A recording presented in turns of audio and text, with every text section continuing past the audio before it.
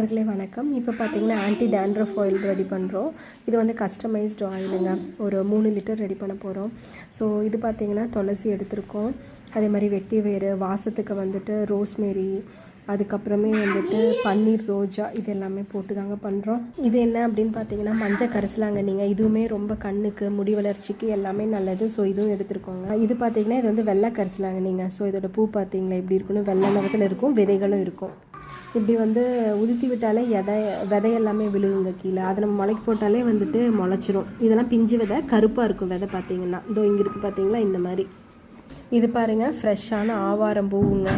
இதுவுமே வந்துட்டு முடி வளர்ச்சிக்கு நல்லது, ஸ்கின்னுக்கும் நல்லது, அதே மாதிரி பொடுகு தொலைக்கும் நல்லதுங்க. இதுவும் ஃப்ரெஷ்ஷாக ஆட் பண்ணுறோம், காஞ்சது போடாமல், ரொம்ப எஃபெக்டிவாக இருக்கும்.